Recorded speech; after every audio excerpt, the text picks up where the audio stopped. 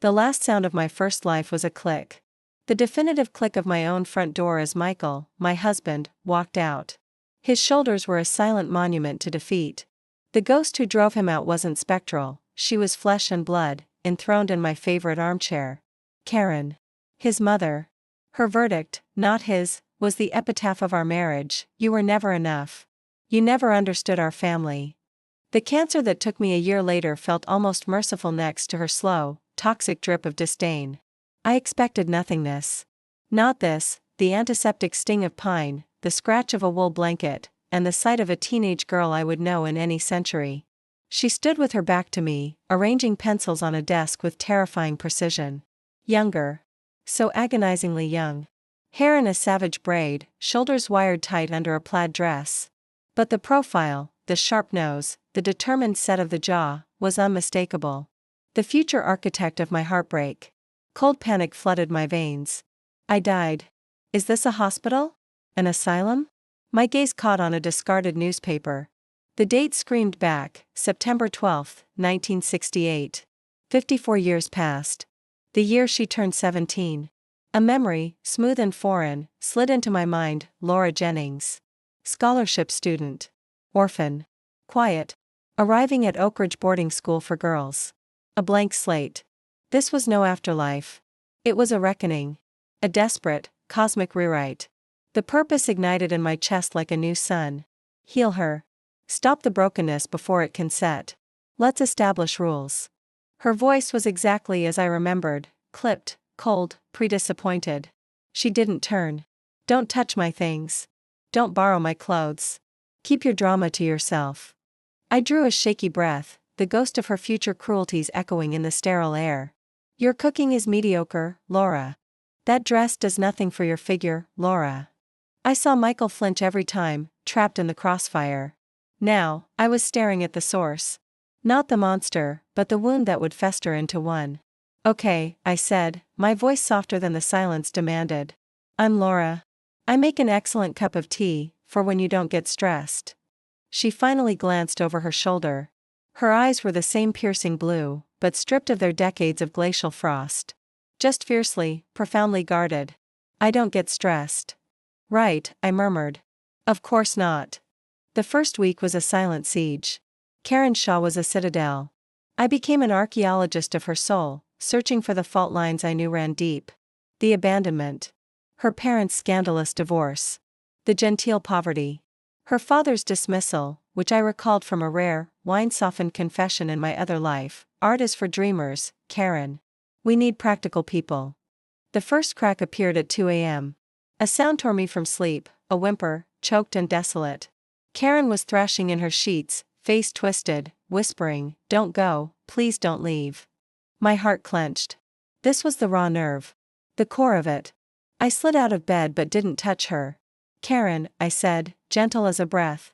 You're dreaming. You're at Oak Ridge. You're safe. Her eyes flew open, wide with primal terror before shuddering into instant, blazing fury. Get out. I held my ground. I used to have the same dream. Being left in a big, empty house. It was a gamble, weaving my truth with hers. She froze. The anger drained, leaving her terrifyingly young and exposed.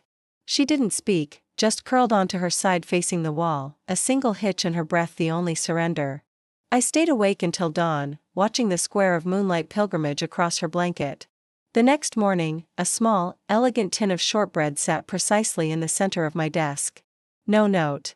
It was the most eloquent treaty I'd ever received. The shift came on a weekend. A knock. Karen, scowling at a textbook, transformed. A light I'd never seen kindled in her eyes. She flew to the door. David. You're late. Traffic, little menace. Forgive me. The voice was warmth itself, honey and sunshine given sound. And then he filled the doorway. David Shaw. In my past life, he was a saintly ghost in a frame, a perfect son whose tragic death was the final hammer that shattered Karen into a million cutting pieces. He was not a photograph.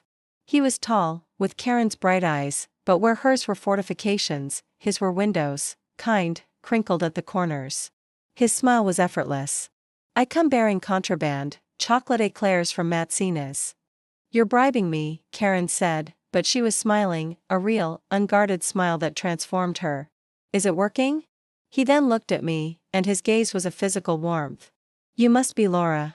Karen's letters are cryptic. Roommate exists. Weather persists. Thank you for tolerating her.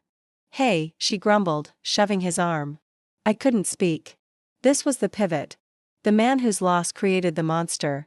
And he was alive. Vibrantly, beautifully alive. My mission recalibrated with a dizzying lurch. Save him. To save her, I must save him. It's no trouble, I finally managed. She's very precise. David laughed, a sound that seemed to wrap around the room. A diplomatic way of saying she's a tyrant. I'm David. He stepped forward, hand extended. I took it. His grip was firm, real. Laura. Look after her for me, Laura, he asked, his eyes holding mine. It wasn't politeness. It felt like a sacred bequest. I will, I promised, my voice thick with a meaning he couldn't fathom. I was vowing to save his life. To prevent the grief that would twist his sister into a weapon. He left with a final ruffle of Karen's hair. The room felt dimmer, colder in his absence. Karen eyed the shortbread tin between us. He's too good, she muttered, fiercely fond. I nodded, my heart a riot. The mission was clear. The path was not. Because looking at David Shaw, I felt the first dangerous tremor of something I hadn't planned for. Something that felt horribly, wonderfully like fate, circling back for a second try. Time warped around my new purpose. I noted her doodles, exquisite, tiny sparrows and winding vines in textbook margins. You're really good, I ventured one afternoon. She slammed the book shut. It's nothing. A distraction. I took the plunge. That's what your father said, wasn't it? The man who left. His opinion left with him. The silence was tectonic. I braced for the quake. But when I looked up, she wasn't angry. She was staring at me with a shock that melted into a fierce, dawning recognition. No smile, but a fortress gate creaking open. It was a beginning. David's letters came weekly. Funny, thoughtful missives from his law classes. How is my menace? How are you, Laura? I began writing my own replies. Our correspondence became a private river, flowing beside Karen's trickle of updates. We were building a bridge, plank by handwritten plank. His visits were sunlit events. We walked the autumn grounds, Karen between us. One afternoon, a cold rain burst from the sky. We ran, laughing, to huddle under the library's stone arch, breathless and sparkling with droplets. David looked at me, rain tracing his cheekbones. He reached out, his thumb brushing a drop from my temple. The touch was a lightning strike. You're different, Laura, he said, his voice low, almost lost in the rain's rhythm. It feels like I've been waiting to meet you my whole life. The words were a perfect, corny arrow to my heart. A terrifying echo of a truth he could never know. You did. In a future I am erasing. Maybe you have, I whispered. And then I kissed him. It was an impulse born of 2 lifetimes of longing, for the love I'd lost, for the future I was stealing back. It was sweet, rain-cooled, and tasted of every secret I carried. He kissed me back, his hand cradling my jaw, and for a moment, the world was only the scent of damp wool and the drumming of my own heart. When we parted, Karen was watching. Not angry, but deeply, unnervingly observant. The joy was fragile. I began a diary, a clinical log of my campaign. Karen accepted a biscuit. David's internship prospect. Must research Ravenswood Pass in March. The accident must be prevented. A soldier's ledger. But to any other eyes, it would look like a blueprint for deception. The collapse happened on a Tuesday. I'd grown careless, comfortable. I returned to find winter in our room. Karen stood rigid, my diary open in her hands. Her face was bone white, her eyes blazing with a hurt so profound it stole my breath. This was the woman from my memory. You manipulative snake, she hissed, each word a shard of ice. Karen, I can explain. Explain this? She flung the book onto my bed. Karen's father complex confirmed. David's affection aligns with plan. Aligns with plan? Was any of it real? Or were we just a project? Her voice shattered. To get close to him? Did you think we had money? The misunderstanding was a canyon, vast and horrifying. It is real. Everything. Get out, she screamed, a raw, teenage cry of utter betrayal. She began hurling my belongings into the corridor. Out. I never want to see you again. I stood paralyzed, watching my carefully built world disintegrate. This was worse than the first life. I had become the cause of the wound I'd come to heal. Then David was there, filling the doorway, confusion hardening into alarm. "What's going on?" "She's a fraud." Karen thrust the diary at him. "Read it." His eyes scanned a page. I saw the color drain from his face, the warmth in his eyes freeze into disbelief, then into a pain that mirrored my own. He looked at me. "Explain." The word was hollow. "How could I? I'm from your future. Your death unmade her. I came back to fix it." He'd think me mad. I grasped for a fragment of truth. "My feelings for you are real. Everything I did for Karen was to prevent a terrible future pain." "I can't say more." "What future pain?" he pleaded, desperate for sense. "You wouldn't believe me." He looked from my shattered face to Karen's. The brother who had raised her, protected her, won. The agony in his eyes as he chose was worse than any fury. "She needs me now," he said, the words a final verdict. "You should go." He didn't call me a liar. He just released me. The door to our room closed with a soft, definitive click. The same sound that had ended my first life. History, it seemed, loved a cruel echo. The following weeks were a monochrome blur. I was exiled to a single room, a social leper. David's letters ceased. My purpose curdled into a grinding dread. The date burned in my mind, March 15th. The fog. The skid. The ravine. I had failed at friendship. I had failed at love. But I would not fail at this. The night was a living entity, cold, wet, a fog that swallowed sound and light. I stood on the shoulder of the mountain road, my bicycle hidden, trembling with a fear deeper than cold. This was the place. He never saw the curve. Headlights pierced the gloom. His car. My heart tried to beat its way out of my chest. Now. I stumbled into the road, waving my arms. Tires screamed on wet asphalt. The car swerved violently, lurching to a stop mere feet away. The door flew open. David emerged, pale with shock and rage. "Laura. Are you insane? You could have been killed." He rushed forward. I pointed a trembling finger past him, into the void. "The road. It's gone, just around the bend. You would have gone over. I had to stop you." He stared, then peered into the opaque mist. "How could you possibly know that?" The anger was fraying, replaced by dawning, bewildered doubt. Then, blinding light. A truck's horn blared, too fast, too close. No time.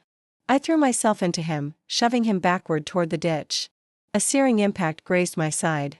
The world spun, a carousel of fog and light, then collapsed into nothing. I surfaced to the beep of machines and the smell of sterile hope. Pain bloomed from my ribs. "David?" My voice was a rusted hinge. A warm hand closed around mine. "I'm here." He was beside the bed, clothes rumpled, eyes shadowed with exhaustion and something new, a reverent fear. "You saved me. The road crew found a collapse, right where you said." He leaned close, his voice a husk. "Laura, how?" The door opened. Karen stood on the threshold, adrift. She held no flowers. David squeezed my hand. "I'll get coffee," he murmured, leaving us in a fragile silence. She approached slowly, her eyes finally meeting mine. "He hasn't left," she said, her flat tone not hiding the fissure beneath. "You were talking about changing timelines." My strength was ebbing. The lies were too heavy. They had almost cost me everything. I looked at the girl who had been my enemy, my project, my almost friend. "Your nightmare," I breathed, each word an effort. "It's not just your parents. It's David. Dying in a crash. In March. On that road. It leaves you utterly alone." That was the pain. She went perfectly still. "That's impossible." "You're terrified of white lilies," I continued, drawing from the deep, bitter well of my first life. "You keep his old law textbook on a shelf but can't open it. The song, Forever Young, makes you physically ill because it was playing when the police came." Her breath caught. The blood drained from her face. These were sacred, secret griefs from a future that now might never be. "Who are you?" she whispered, not in anger, but in world-shattering awe. "Someone who has already lived through losing him," I said, tears finally falling. "And through your hatred for surviving it." She left without another word. I slept a deathless sleep. When I woke, David was there. He helped me sit, his touch a gentle constant. "She believes you," he said quietly. "She doesn't understand, but she believes." And I don't need to understand the how. I only know what you did. What you sacrificed. He struggled, the lawyer in him wrestling with the miracle. You nearly died for a truth you couldn't tell. He stayed until my discharge. As we gathered my things, he handed me a sealed envelope. From Karen. My hands trembled. It wasn't a letter. It was a sketch. In her precise, beautiful hand. Two people, older, silver-touched, sat on a porch swing, hands linked. The man had David's kind eyes. The woman had my smile.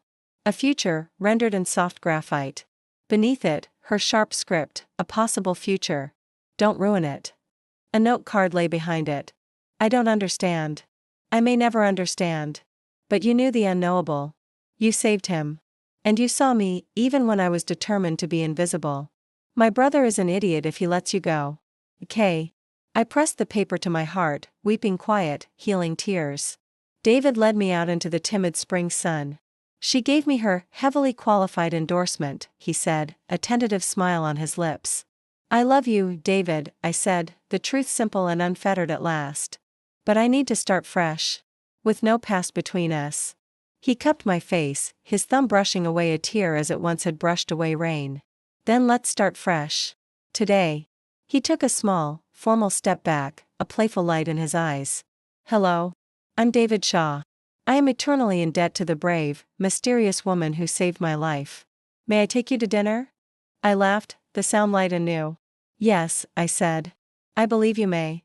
Years later, on the porch of our home, I watched Karen, now a celebrated graphic novelist, her edges softened by time and success, teach our daughter how to sketch a sparrow in flight.